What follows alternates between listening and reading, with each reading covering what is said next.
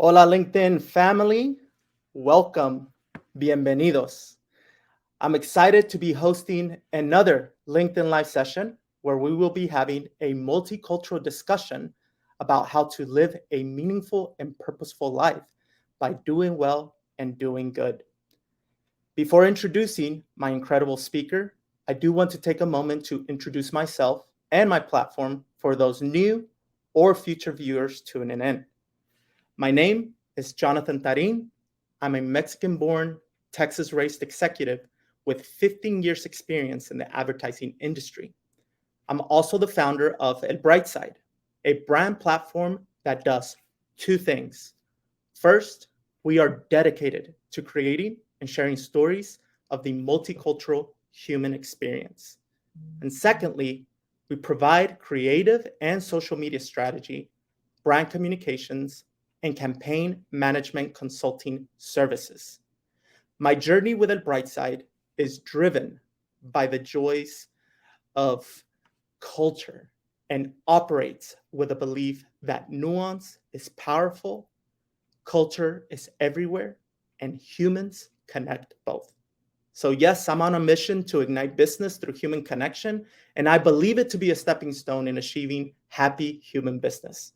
So, I invite you all to please connect with me on LinkedIn if we're not connected already, of course, and to please check out my website, elbrightside.com, to learn a little bit more about me and the things that I have to offer.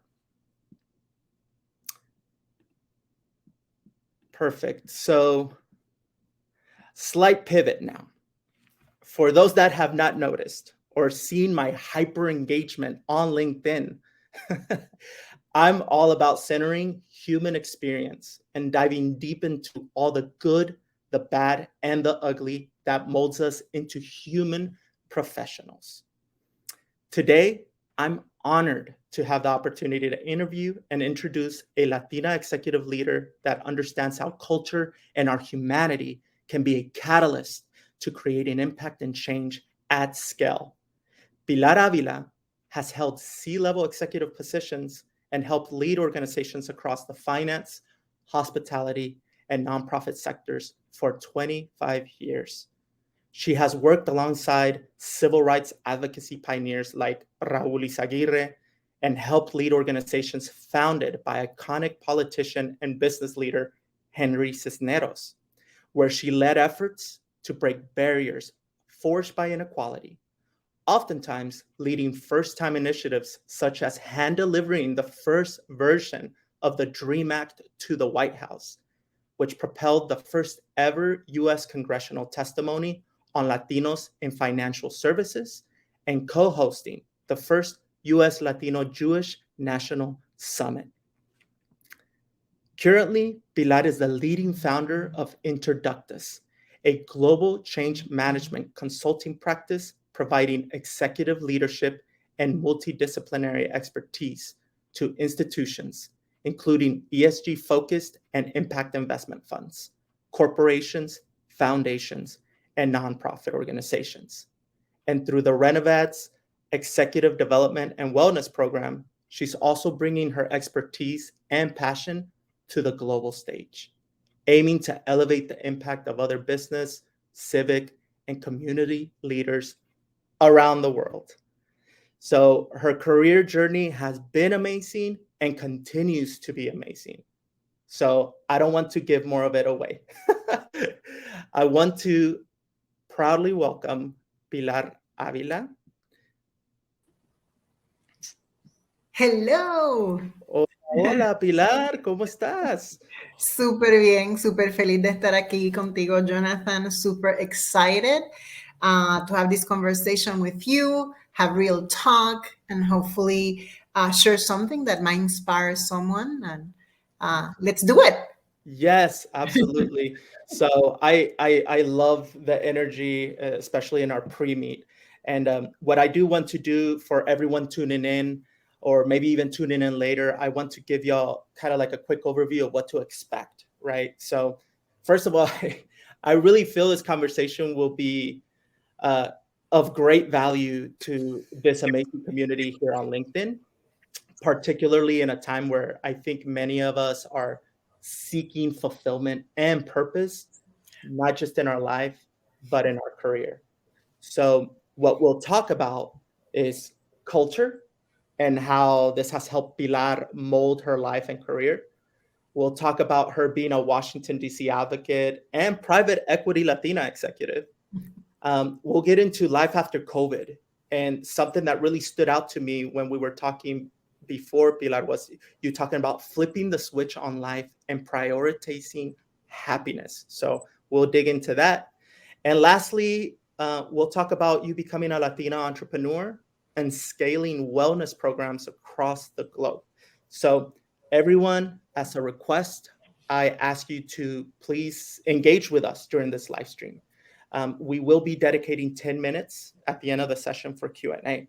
So like, share, comment, ask questions if something that we're discussing ignites your curiosity and you want to know more.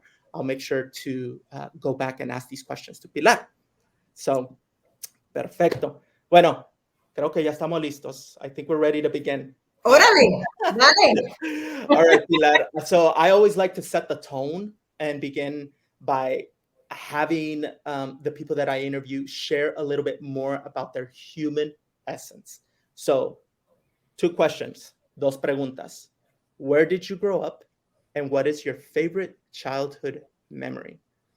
Wow. I was born and I grew up in Puerto Rico, a small but mighty island in the Caribbean, U.S. territory. Um, most of the cherished memories that I have are in my grandparents' home in Ceiba, Puerto Rico, where it didn't matter where you came from, your religion, whether you have money or not, how you looked, everyone was welcomed. And a lot of my values and the way that I live life started and I learned from my family in Ceiba, Puerto Rico. That's wonderful. Yes, I'm lucky to have both me and my wife a lot of Boricua friends, and their love for their family and of course their beautiful island is real. So thank you for sharing that. How about what of your most memorable childhood experiences, whether it was in Puerto Rico or maybe in your adolescence? I mean, there are just so many. And again, but, you know, and I can tell you that this comes up in my dreams a lot. In my dreams, I find myself many times in one of my grandparents' home, and the most favorite memories are some of the simplest ones. And as I think about this, I see myself in my grandmother's front yard. She loved flowers and roses and helping water the flowers. So, I had just a really privileged, upbringing, because I was surrounded by love and the love of my family and wonderful people that I learned from and that I cherish. And again, I seek to honor every day with every action. So. Perfecto, that's wonderful. Yes, our moms, our abuelitas, they love their gardens. Les encantaban sus flores. Yes, That yes. was real. And even our fathers and our tios, man, I always joke around about how, the tios or, our fathers coming to our home and wanting to plant something. I'm like, Yeah. man, siempre queriendo plantar algo, and I loved it, because now that I'm a dad and I have children, I love that my children were able to kind of experience that with their grandparents, So thank you. Thank you for sharing that. So now we'll go into a little bit of the cultural aspect. And I want to ask you, how has that cultural identity, your cultural identity and cultural upbringing influenced your career journey and your career choices? I think that growing up in Puerto Rico, among people who worked hard and rose through entrepreneurship and education, in a country, in a community that was not defined by the color of our skin, but by who we were, our values. I am very open to cultures, very open to people. I have never seen myself as just one thing. And while I am very proud of being, Puerto Riqueña, I see myself more as a citizen, as a human of the world. This also was influenced by the fact that Puerto Rico is such a small island. And when I saw it in the map and I saw the rest of the world, I thought, oh my goodness, I have to go to all these places, right? So I was conditioned as a young woman, and aspired to be open and to live among the people of the world. So That's wonderful. I love that. I think, when I think about cultural upbringing, I'm an immigrant, a Mexican-born immigrant of this wonderful country that I believe in so much as well. But when I think about cultural identity and its impact that it's had on my career, to me, it's like the core of everything. I think we carry a lot of our cultural essence with us, and we want it to show up, and we want it to be projected to the world. But we're also so receptive yes. to Yes, I think that's the who Latinos are. We're so receptive to other people. And when you do that, when you're receptive to others, what you're going to receive is acceptance and embracing Mm. of who you are, right? So it goes both ways. But yeah, I that's my observation with Latinos. We're just very, very open to everyone, Yeah, So that's that, true. And don't get me started on like cultural experiences like our gastronomy and how that's where you get me in my heartstrings, is like when I talk to my Colombian friends or Venezuelan friends and or Salvadoreño friends, the pupusas, the arepas and the gorditas, and I'm like, let's have a competition. Let's just eat everything. I'm yeah, like, come on, I'm really open to that. yeah, But I great love idea. that. That is always a great idea. Bring it But on. so, well, that's good, and I love that you talk about the receptiveness of different cultures, because you're a person that is doing amazing things, and has done amazing things here in this country and across the globe. So I kind of want to get into a little bit of your career journey so people can know a little bit about that experience. So you have worked alongside some iconic US Latino leaders, corporate executives, and elected officials in Washington, D.C. as an advocate of, our Latino cohort here in the US. Can you talk to us a little bit more about the triumphs, the failures, and just your overall experience as a Latina advocate in Washington, D.C.? Oh, wow. Uh, um, Triumphs and failures. Sometimes the triumphs are small. It might be, an ability to have an important conversation to change hearts and minds in Washington, be able to open a door, maybe a door that's not usually open or often open to our community or what we care about. So sometimes the triumphs are small. And sometimes they might not lead to the big thing that we're seeking. I've been there, done that. But at the end of the day, every step, every person, every enlightenment opportunity to bring the bright side to other people who are in a position of influence is a triumph. There have been, of course, many setbacks and many missed opportunities. I think that the biggest one that I still think about, and I hope that the future brings something better. It's a more sensible, a more strategic, and forward-looking immigration policy in the U.S. So that has been a long road with not enough progress, but there's always today and tomorrow. So have to keep grinding and moving ahead. Yes, absolutely. I love that. I was blown away by the experience that you actually went through in Washington, particularly in the commencement of bringing the Dream Act to the table. Mhm. And just for transparency, I found out I was undocumented when I was in junior high. Okay. And so that changed the trajectory of my life and the perspective of like what happens next. So I remember with so much hope when the Dream Act was introduced, in the early 2000s. I think it was 2000 or in the early 2000s. And the hope that that gave me, oh my God, it was so real. So when you say,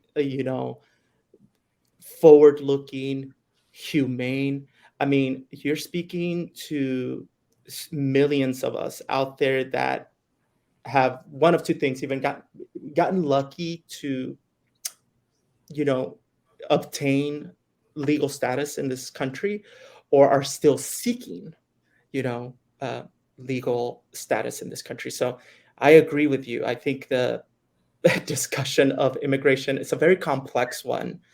And if I may, I want to tell you a little bit about that moment, because I don't want to leave anyone thinking that I spend a big amount of my career working on immigration. In this situation, this particular situation, I just happened to be invited to the right room. I was in the right place and at the right time. And I heard the ask, you know, there was a challenge around in the room that I was at where they didn't know how this first draft, this ask, would be bring to the desk of President Bush.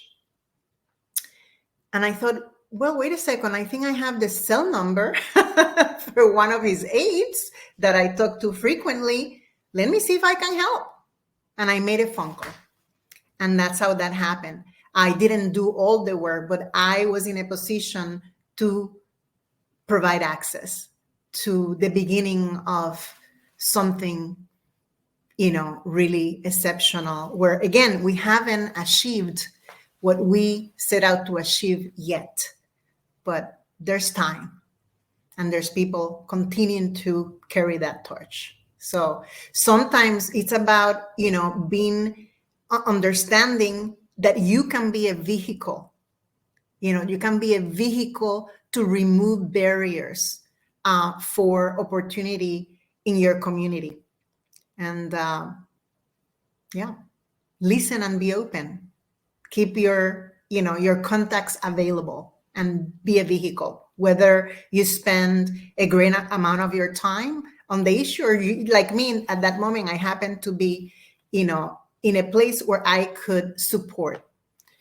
Then later on, I had an opportunity to collaborate with amazing founding leaders of a great national organization, United We Dream, in 2012, 2013, when an opportunity opened up to work on immigration legislation. Remember the gang of eight that came together in the Senate? Again, we worked very, very hard. We didn't attain success, but again, we gained a lot of support, a lot of champions, and we continue to work on it. Not me personally, but many wonderful leaders in the country. That's amazing. Thank you for sharing that. And I love that you said being in the right place at the right time, and how that opened the opportunity of access, which I think it's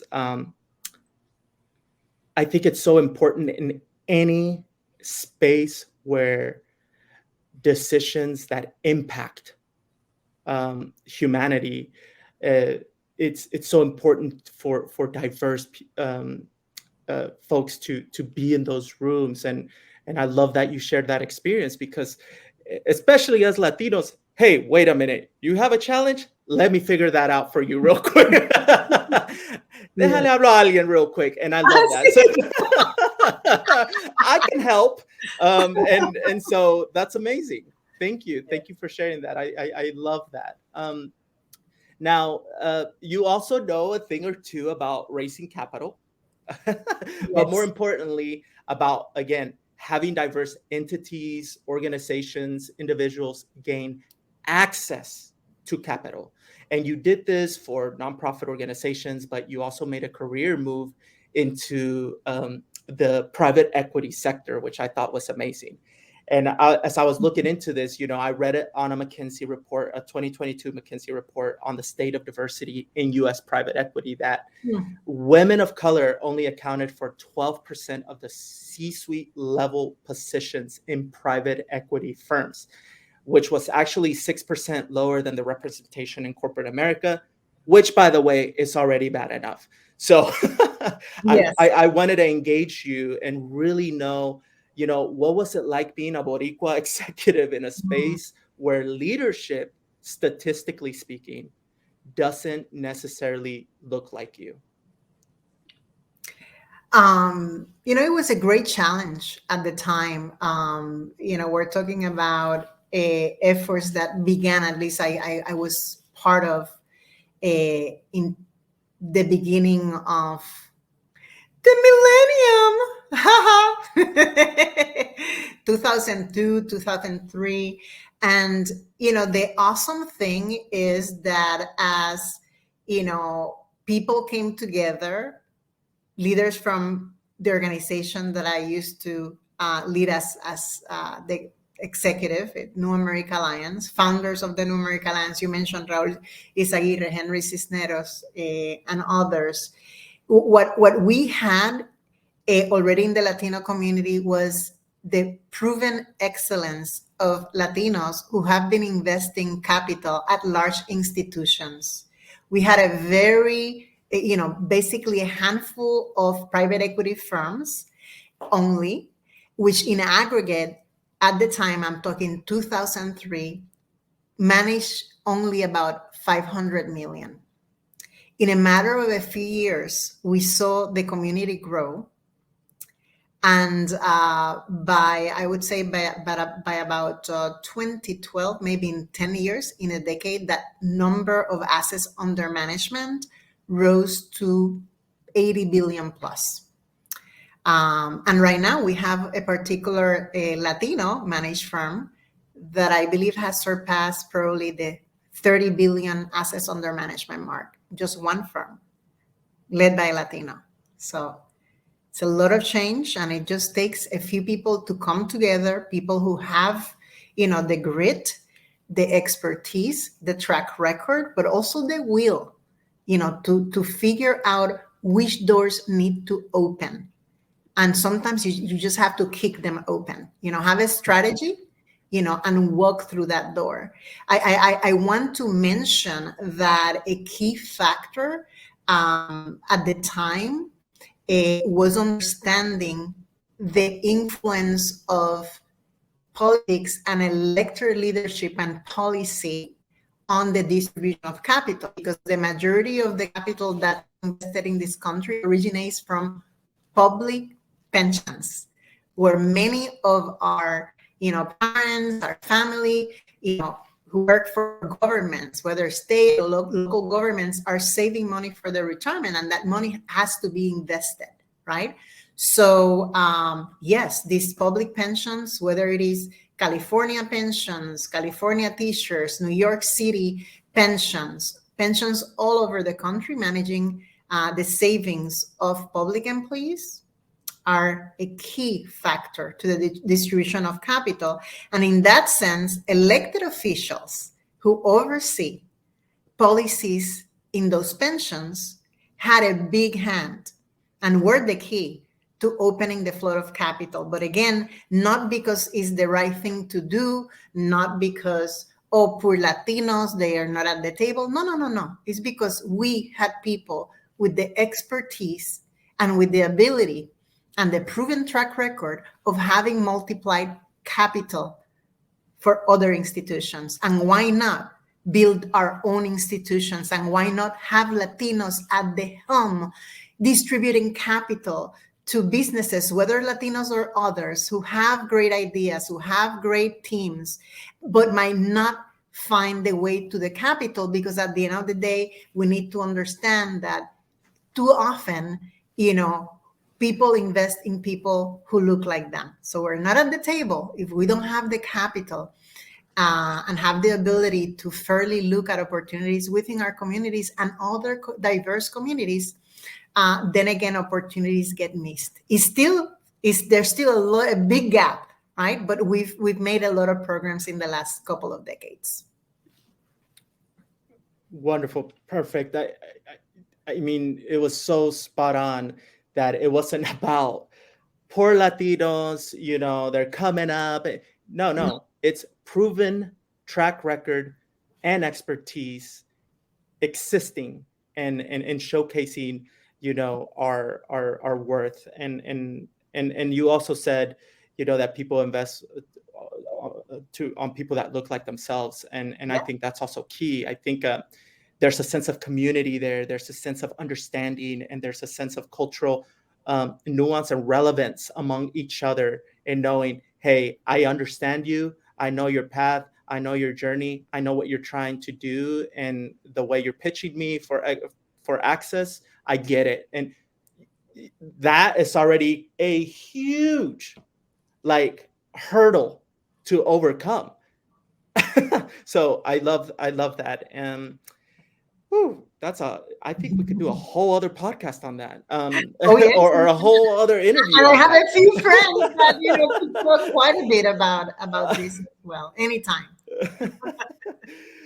That's great. Now you've also do consultancy work, and you've worked in partnership with many organizations that are focused on the progress of Latino representation, of course, such as the Latino Corporate Directors Association, who've reported that there's less than 5% Hispanic Latino representation on Fortune 500 company boards.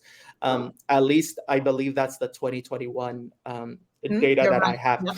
And so I'm in marketing and advertising, and there's nothing that it creates better opportunity in my heart and in my mind than when we are able to pitch cultural relevant work to someone that already, again, understands the culture or is receptive to the nuances of it and is well versed in it, because those are already big hurdles in its place. So having representation for Fortune 500 companies is, I think, important across the board in any industry that we play in. So with that said, I want to get your thoughts on Latino leadership presence today. And are you optimistic about our representation growing on boards and the C-suite? I'm hoping you say good things. That's a great question. Well, I'll tell you that the first time that I heard about Latinos on corporate boards and the lack of thereof, actually again was when I was leading the New America Alliance, and in addition to access to investment capital, promoting Latinos to corporate boards were the two top agendas for the New America Alliance in the early 2000s. We got amazing ears and support in Washington, D.C. through the leadership of Senator Bob Menendez, who took on the agenda early on. But when you looked at the representation, then we were talking, it was about maybe 2% back in the early 2000s. But however, even though there were a number of efforts to promote Latinos on the corporate boards, it wasn't until the Latino directors themselves, right? The few that there were at the time, maybe 100 Latinos on boards at that time, came together, and really develop a strategy to support a new generation, again, of deserving Latinos with tremendous expertise that would bring, and that has brought, a good business sense, opportunity and productivity to corporate boards across the nation. So, and I'm talking about, what became the Latino Corporate Directors Association. So I'm really proud to be part of the team as a consultant. They are passionate, committed, but it's not only about the service that they're providing on the boards, but about continuing to provide mentorship, resources, relationships, and open the door for many, many other Latinos to come through the doors and lead in America's, on America's corporate boards. So gladly, we're making progress. There's a lot of work ahead, but it's happening. It's happening, and again, there's no lack of talent. Many times, Jonathan, many times when there's a disparity of representation, the excuse is like, we can find them. Oh, no, we don't know any Latinos who invest capital, Latinos in Wall Street, Latinos, yes, we are here. We are here and ready to serve. And organizations like the Latino Corporate Directors, New America Alliance, and others are critical to putting a spotlight and developing the right strategies to continue to provide a lift to deserving Latinos to serve at the highest levels in our country. Yes, perfect. I'm all pumped up. We're here. Aquí estamos. And that's across the board. When you were expressing that, the first thing that came to my mind in my experience in advertising was always thinking about that issue, the one of like, ¿dónde está? There's just no C-level, executive level Latinos that have this type of expertise, that know how to direct, that know how to storytell, that know how to create this type of work. No. Espérate.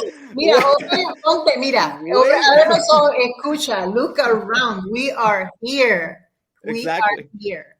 Yes. And we are here, and we've been here, and I feel that at my core of my heart, like, because I'm super passionate about this as well, is that people just need to kind of acknowledge the existence, and it's no longer like, I don't think there's no longer any excuses to say, no, they're not here when we're driving the population growth. No excuse. No excuse. Let me tell you, since we're doing real talk here, what it takes when you have a small representation, okay, in a place of great influence, what it usually takes is the few people who are at the table figuring out how to open the door for others. And unfortunately, many times Latinos, and I think this has changed greatly, but I would say earlier in my career, my observation was that people who attain, those levels of influence maybe didn't feel that it was their place to advocate for other Latinos. They were new at the table.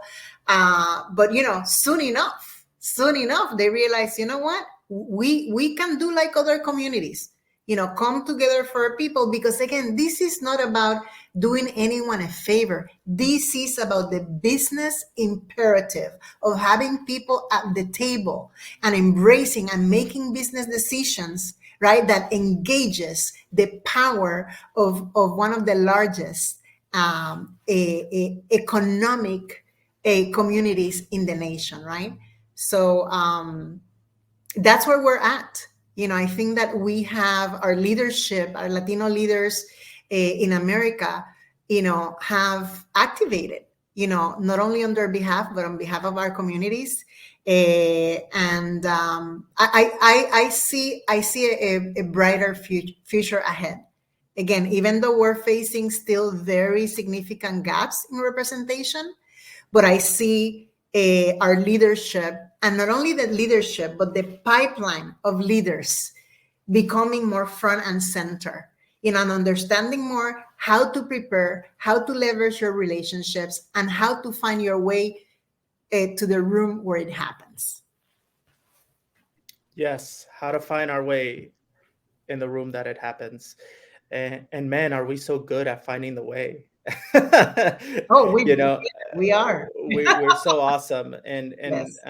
But this, sometimes the doors are closed, and then you have to figure out, right? How do I have the capacity?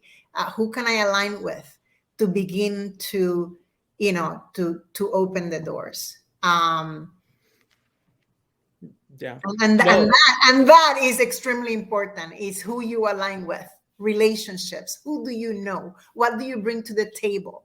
How do you build a team of people that bring different perspectives that can truly drive innovative change, right? So yes, exactly. And being in those leadership positions, like you said, to be able to strategically think and remind the boards or the leaders about, quote, the business imperative associated with acknowledging the Latino cohort here in the United States. So I love that because it's true.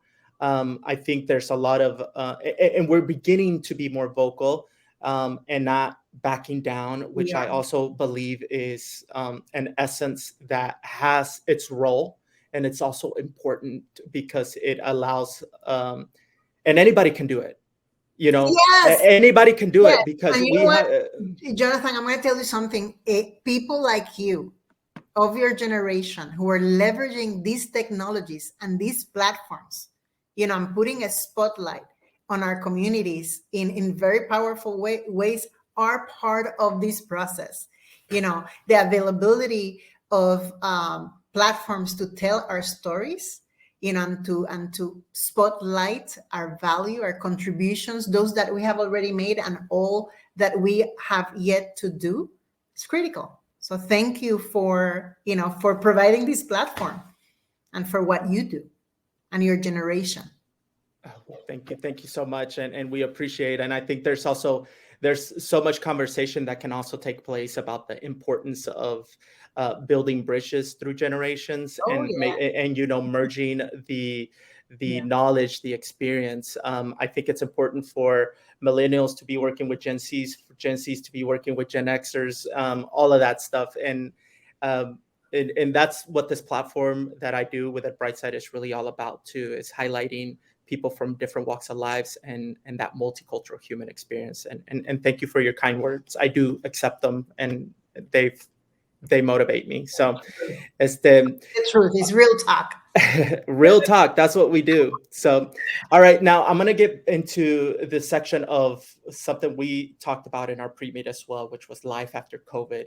And again, I want to reiterate something that stood out to me when we had our conversation. And that's when you were talking about flipping the switch on life. It No. kind of, it's something stuck with me. And I'm like, man, here I am talking to a successful Latina. You were in Morocco at the time, doing amazing things, not just doing, you've done, Yeah. like you've just shared with us. And but something happened in her Oh yeah. life, something triggered this switch. And I'll quote you. You said, flip a switch that allowed me to regain control of my life Oof. and do what makes me happy. And I was like, that, you know it's so simple. I think those soft words and the soft skills are so dismissed in business, but they're in all of us. We want to be happy, not just in life, but in the things that we do in our careers. So question, can you share deeper perspective on that process for you and how Absolutely. you've been able to accomplish Absolutely. it? Glad to share. Glad to share. I mentioned that since I was very young, I come from a very hardworking family. My great grandparents were very humble, poor people in Puerto Rico. In the generation of my grandparents, they figure out how to become entrepreneurs and how to rise through entrepreneurship and political activation as well. So as a young child, I understood that it was really important to make money, and that I had to figure out, because my grandparents and the generation of my parents have made their moves so that I could have more opportunities and a more comfortable life. Um, I feel like, what am I going to do? What's going to be my contribution? I have to be successful, make money, have a great career. And when it's my time to take care of the family, like they have taken care of us, I need to be ready. What's going to be my contribution? So financial success was a big driver and a big goal for me, starting when I was a young woman. And I know that education would be a path to that possibility. So for 25 years of my career, that was the goal. The goal was to have financial success, to build a respectable career, at the same time making a difference. I was also very blessed to find a career path that has always had meaning. But I found myself feeling out of breath, without energy, looking ahead and not seeing where I wanted to go, and realizing that, you know what, there's got to be something better. There's got to be something better out there. And that's when I realized, this emphasis on the financial success has been driving a lot of my decisions. And listen, it was all good. But I started to ask myself, Pilar, what do you really want in life? Because you know what, you've accumulated enough. I think you're going to be okay. It's not like I'm ultra rich and wealthy or anything like that. But, listen, I worked and I've invested. I've been smart about it. And I knew that I still had a great capacity to continue to produce. But I wanted to figure out how to continue to produce, but reclaim my space, my time, and my ability to make different decisions, and place a priority on my happiness and my purpose. And that's when, Jonathan, I decided to start my business. That was the motivation for starting the business. I realized that by having a business, I could determine more of what I do every day, what type of projects I take on, how much I work. Do I want more work? Then, go out and get more clients. Do I want to take a little break? Maybe make some space, hire more people. So it's been a journey. It's been an amazing journey that then led me not only to, build the consulting company, but also open the door for moving in the world in different ways, giving back. Then during COVID, deciding to start the Renovat Give Foundation.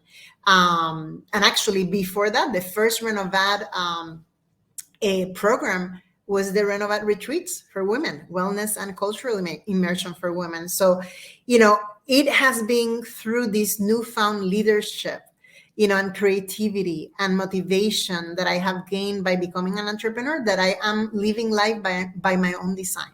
And it's just a really, really thrilling and exciting adventure, with the latest chapter, as you know, is becoming a digital nomad this year and spending a lot of time in my beautiful Morocco.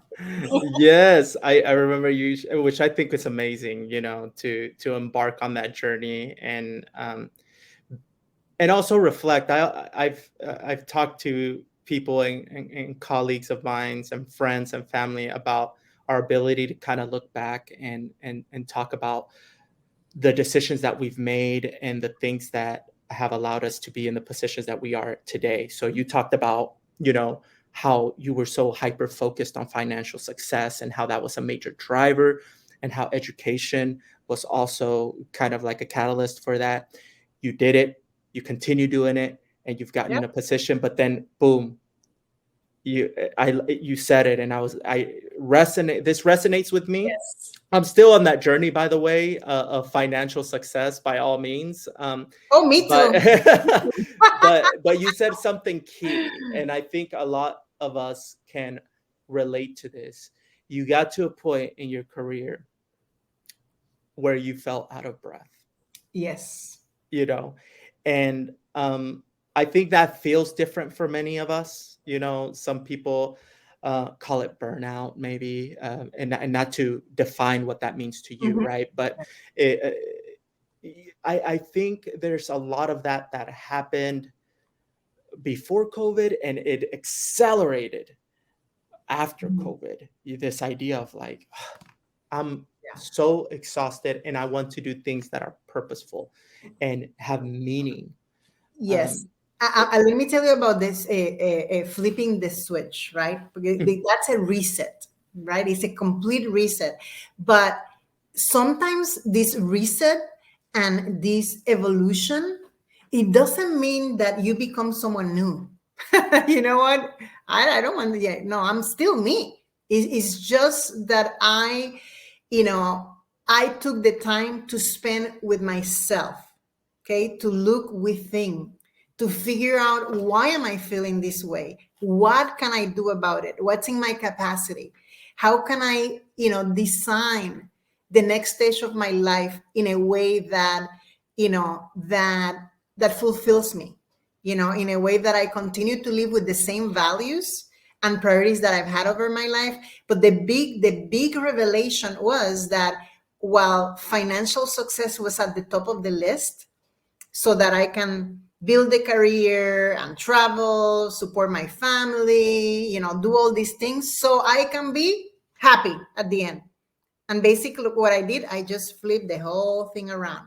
Now, the way that I make decisions is about my happiness first, right? And every other priority is still there. It's just that the order is different. And again, I think that the wisdom of that and the visibility of this comes with experience, comes with going into different life stages.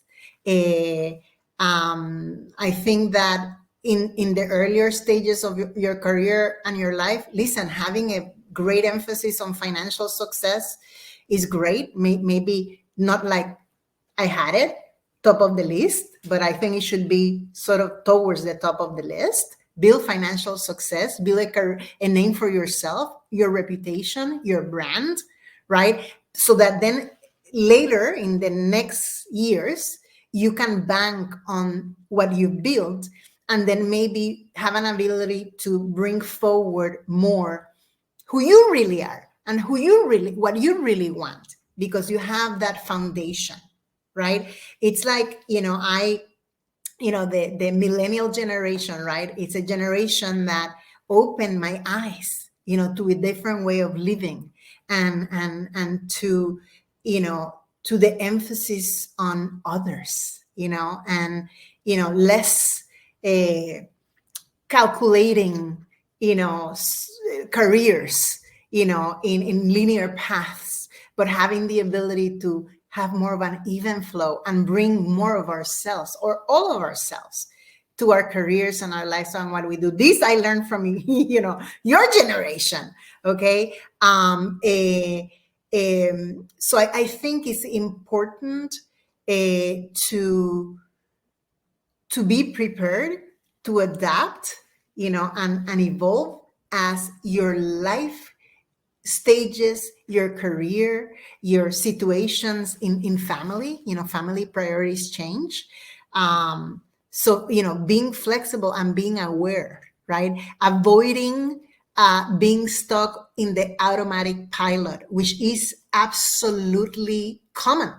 When we're building careers and we're so busy, we have family, we sort of get on that automatic pilot. This is how I do it. This is what I do on Monday. This is what I do. This is when I take my vacation because of it. And suddenly we're not looking beyond, this world that is driving us rather than we driving it, right? So that would be, I mean, like a, big Really important thing to do. Try to sit with yourself. Look within. We don't do this enough. We spend our time, taking care of others, doing things externally, talking to other people, making things happening, taking care of others. What about us? So more time, uh, sit with you, more time for yourself, so you can have, that clarity, because at the end of the day, all of the answers are within you. Mm, yes. No, absolutely. And I think we, not just the millennial generation, I think this intersectionality of human connection with different generations, Yes. younger ones, they're much more. I really am absolutely inspired by them because they're taking ownership of what empathy means to their lives. They're Yes. thriving. And you said something key too, that a lot of us are coming from from not being in linear career paths. We're making pivots and making Mhm. changes and open to applying that skill set in other environments. And so and not being on autopilot. I love that you said that too. So um, well, we do have. Let me just check timing here. 8 minutes. So I want to. There's some shout outs that I see here. Oh, Um, so from Nelly, keep leading.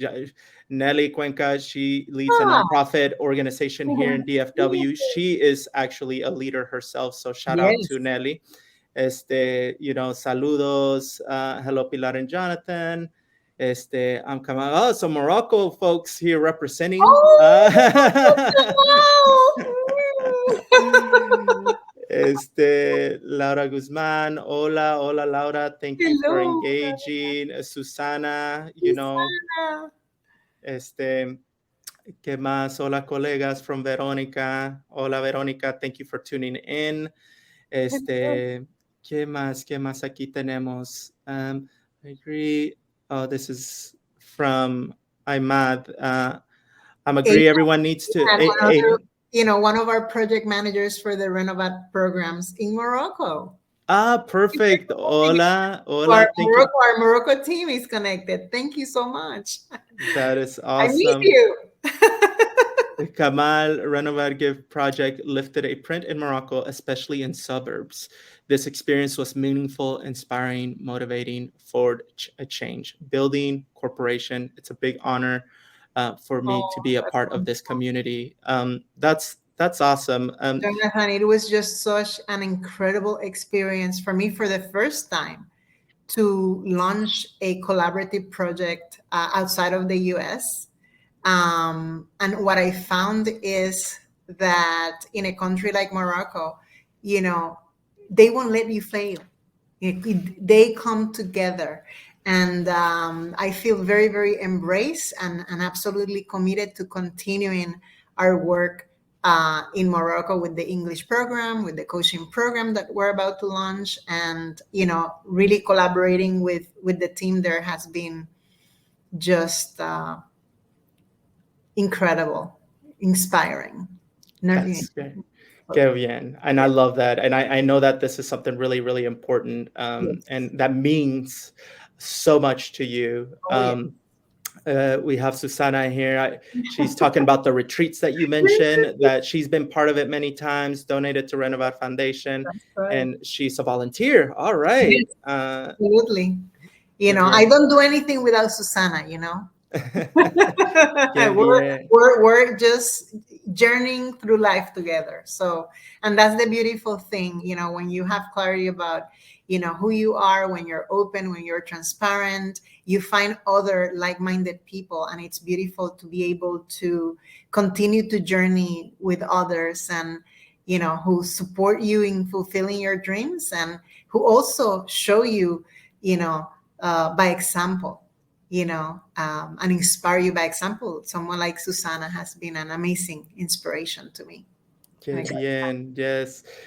We have a LinkedIn. I think this was when you were mentioning the importance of yes, your image and your brand. I 100% agree.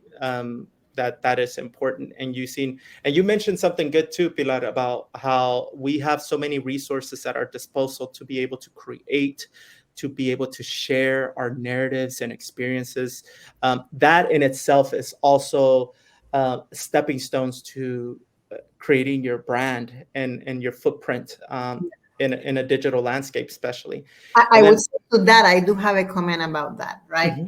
mhm, Extremely, extremely important that you, as you're building your brand, you do it in an authentic way, not building a brand that of what you aspire to be, even though it's great to be aspirational, but sometimes in that mode, eh, the reality, the essence of people gets lost, right? You don't need to tell me all of these fascinating stories that some of them look a little bit made up. Who are you really? Tell me who you really are. So yeah, building brands is an interesting concept nowadays with the, the social media.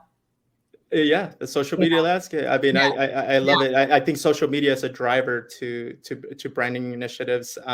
Some people in my industry may challenge me on that, but I'm up for a challenge always, Yeah. because you're right. Again, it's just the resources at our disposal to be able to do some brand Fantastic, building. And fantastic. then, Thank of course, my wife, who I would not be able to do anything you, without.